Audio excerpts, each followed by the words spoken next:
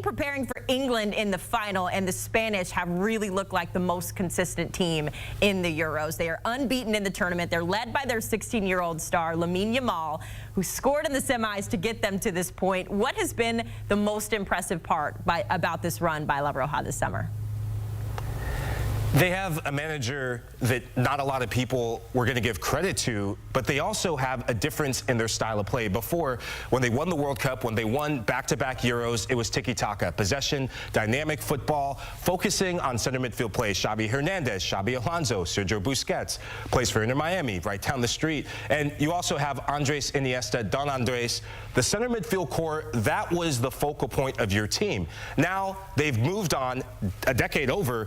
It's rakata, which is more direct, heavy metal football, and really utilizing their two young wingers in Lamine Yamal and Nico Williams. Nico Williams has been exceptional, but Lamine Yamal has been the best player at 16 years young at this European Championship, and he's defying history. He's defying sometimes logic, because a lot of things that 16-year-olds and teenage players don't do well is the consistent decision-making in the final third. And he's one of the leading goal contributors at this European Championship, and the goal that he scored, he has truly arrived, and he is now on the precipice of leading a Spanish side that on paper aren't one of the greatest Spanish sides that we've seen in quite some time, but they're playing like a team, and he has the support of their midfield. Rodri, the best defensive midfielder in world football right now, marshaling that side. Fabian Ruiz, who doesn't get enough credit for how he's done, he's been exceptional. Very different sort of player that we've seen when he plays for PSG in the UEFA Champions League, stepping up immensely. And then Dani Olmo filling that void for the injured Pedri. This is a Spain side that no one wants to play, and it really is becoming the battle of beauty and the beast that is England. We could stop being impressed with Lamine tomorrow because he turns 17 tomorrow, so it won't be as impressive as when he was 16. I'm kidding. He's spectacular. Of course, Spain is tied with Germany for the most Euro championships with 3, so obviously for them to win number 4 in Germany would feel really good. But it would also be really sweet, Michael, if the cup could finally come home, so we could stop asking when the cup is coming home for England. You got Gareth Southgate and the 3 Lions who have been here before. We remember the penalty shootout heard around the world that didn't go in their favor in 2020. So when you are England and you are preparing for this cup with all of the expectations of the country, you've got the past also bleeding in there. How do they stay focused to bring the cup home? You get Gareth Southgate, a sports psychologist, because this is Spain versus Gareth Southgate. And in that final against Italy, he got it wrong. And I think it was panic stations. And the world's biggest stages and the world's biggest moments, he's done exceptional to unify this team, to galvanize this team, and get a unified front in England that we have not seen for a long time. But in those finals, in those semifinal moments, in the finals, it's just, he panics and then makes errant substitutions, just becomes a bit too cautious.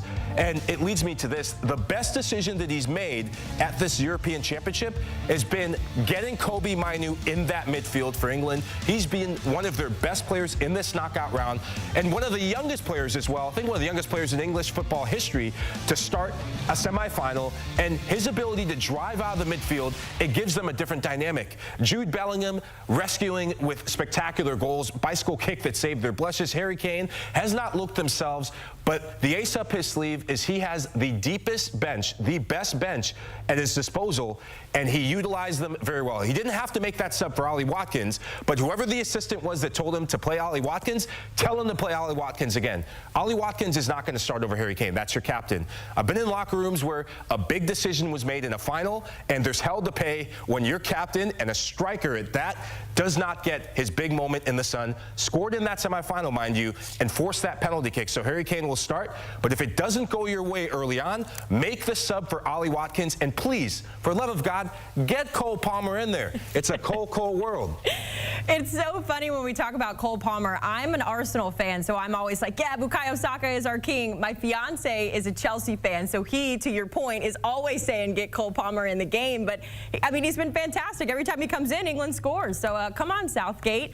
If we talk talk about Southgate, though, it's kind of a weird situation he's facing because before the tournament, he had some interesting things to say about his job status. This is what he had to say, quote, "If we don't win, I probably won't be here anymore. I've been here for almost 8 years now, and we've come close."